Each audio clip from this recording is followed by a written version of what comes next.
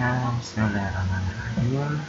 Assalamualaikum warahmatullahi wabarakatuh. Untuk di materi kali ini kita masuk ke bagian mengetahui isi kandungan pada Quran surat Al-Qari'ah.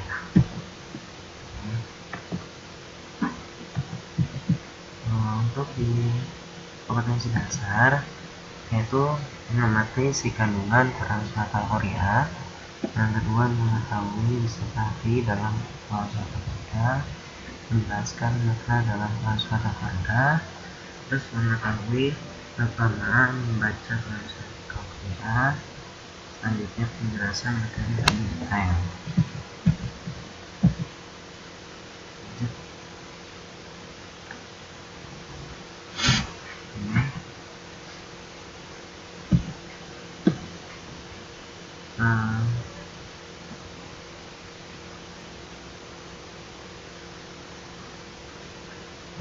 Lihat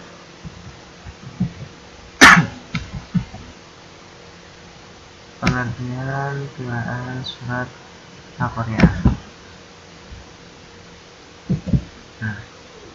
Nama Qari'ah itu diambil dari kata Al-Qari'ah yang terdapat pada ayat pertama, artinya menggebrak atau mengguncang. Terus surat Al-Qari'ah ini merupakan salah satu surat yang ada dalam Al-Quran. Surat Al-Qari'ah ini termasuk golongan surat Makkiyah karena diturunkan saat Nabi Muhammad SAW sedang berada di Mekah. Nah, surat Al-Qari'ah ini terdiri dari 11 ayat yang merupakan surat ke-30 dalam Al-Quran. Surat Al-Qari'ah turun sesudah surat Quraisy dan sebelum surat Al-Qiyamah. Sedangkan secara urutan mushaf, Al-Qari'ah merupakan surat ke-101, yaitu setelah surat Al-Adiyah. Nama Qari'ah itu diambil dari kata Al-Qari'ah yang terdapat pada ayat pertama. Katanya itu menggebrak atau mengguncang. Kemudian kata ini dipakai untuk nama hari kiamat. Nah, sekarang kita masuk asal dari Quran surat Al-Qari'ah. Kata Qari'ah dalam surat Al-Qari'ah berasal dari kata qara'a yang berarti menutup. Ini karena suara menggelegar yang diakibatkan oleh kehancuran alam raya sedemikian keras sehingga bagaikan menggetuk lalu memekakkan telinga bahkan hati dan pikiran manusia. Pokok ini surat ini adalah kejadian-kejadian pada hari kiamat, yaitu manusia bertebaran, gunung-gunung berhamburan, alat perbuatan manusia ditimbang, dan ancaman neraka hawiyah. Ketika itu terjadi ketakutan dan kekalutan yang luar biasa sebagaimana dampak dari suara yang bagaikan ketukan keras itu.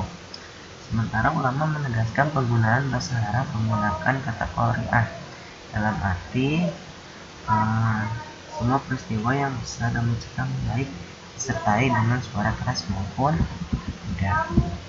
Di sini ada bacaan suara Qari'ah, setelahnya saya bacakan. Bismillahirrahmanirrahim.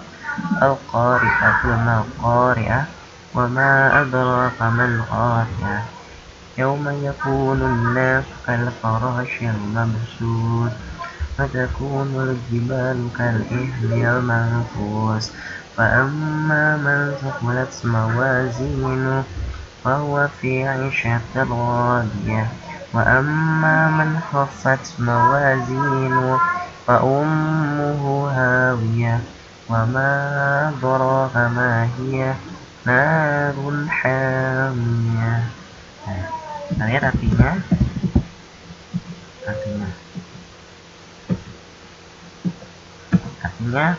hari kiamat. Apakah hari kiamat itu? Dan tahukah kamu apa hari kiamat itu? Pada hari itu manusia itu seperti larat yang berterbangan dan gunung-gunung seperti bulu yang dihambur-hamburkan. Maka adapun orang yang berat timbangan kebaikannya, maka dia berada dalam kehidupan yang memuaskan atau senang. Dan adapun orang yang ringan timbangan kebaikannya, maka tempat kembalinya adalah neraka hawiyah. Dan tahukah kamu apakah neraka hawiyah itu? Yaitu api yang sangat panas. Shadaqallahul azim. Ini merupakan arti dalam Quran surat Al-Qaf ada di artinya. Oke, kita lanjut.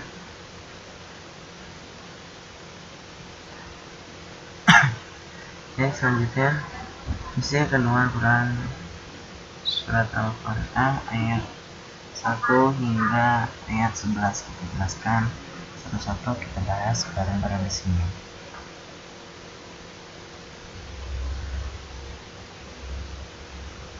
Isi kandungan surat Al-Qaf ayat 1 hingga 11. Ayat 1 hingga 3 ini berisi pemberitahuan akan adanya kiamat dan pertanyaan apakah hari kiamat itu. Pertanyaan ini bukan berarti ketidaktahuan Allah Subhanahu wa taala, melainkan untuk menarik perhatian siapa saja yang mendengarkan. Nah, di sini ayat 4 sampai 5.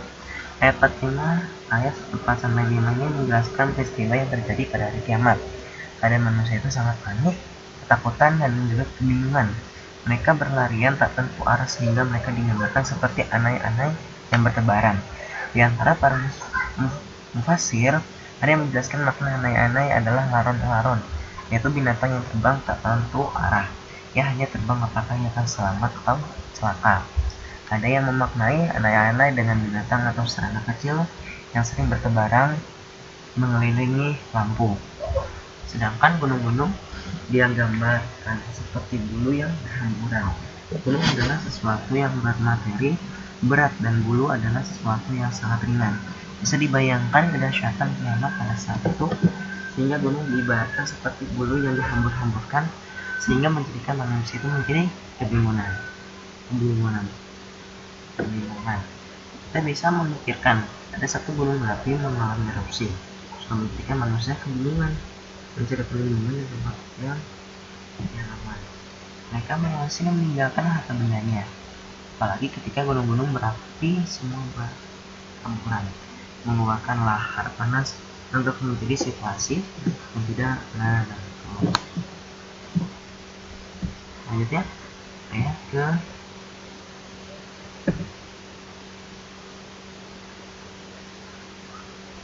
ayat ke-6. Ayat 6 sampai yang 9 ini menjelaskan adanya golongan ya, yaitu orang-orang yang punya timbangan kebaikannya lebih berat dan orang-orang yang punya timbangan kebaikannya ringan. Setelah hari kiamat ada yang disebut dengan Yaumul Ba'ats, yang artinya hari dibangkitkannya manusia dari alam kubur. Ba'ats setelahnya bangkit, sedangkan Yaumul Mahsyar itu dikumpulkannya manusia di padang mahsyar. Setelah itu manusia menerima catatan amalnya selama di dunia. Dengan catatan amal itu manusia dihisab, dihitung, dan dizan atau ditimbang semua amalnya. Hal tersebut dinamakan Yaumul Hisab. Setelah manusia mendapatkan reward dan punishment atas seluruh perbuatan dunia pada saat yang berjasa atau pahala, orang yang memiliki timbangan amal kebaikan yang banyak akan mendapatkan kehormatan dengan dimasukkannya ke dalam kehidupan yang memuaskan atau kita masuk dalam surga. Dan kebalikannya, orang yang memiliki timbangan amal kebaikan yang sedikit akan dimasukkan Allah Subhanahu wa taala ke dalam neraka khamnya. Nah, di sini ayat terakhir ayat 10 sampai 11 menjelaskan tentang neraka Hawiyah. Hawiyah ini artinya itu yang turun. Maka orang yang memiliki amal kebaikan yang sedikit akan dimasukkan Allah Subhanahu wa taala ke dalam neraka Hawiyah. Apakah dan bagaimanakah neraka Hawiyah itu? Yaitu adalah api yang sangat panas, atau api yang panas, atau yang disebut dengan bergejolak.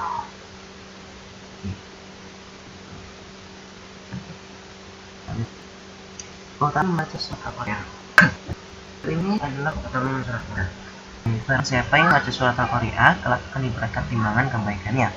Ketika proses penimbangan dilakukan, maka manusia terbagi menjadi dua golongan, orang yang berbahagia dan orang yang celaka. Orang yang berbahagia adalah orang yang berat timbangan kebaikannya, sedangkan orang yang celaka adalah orang yang ringan timbangan kebaikannya. Nah, penjelasan materi lebih dalamnya silakan kalian buka link ini ya. Ini lebih lengkap dan lebih jelas dan lebih aktual. Saya ingin menjelaskan yang lebih akurat. Oke. Terima kasih. Dan tetap semangat.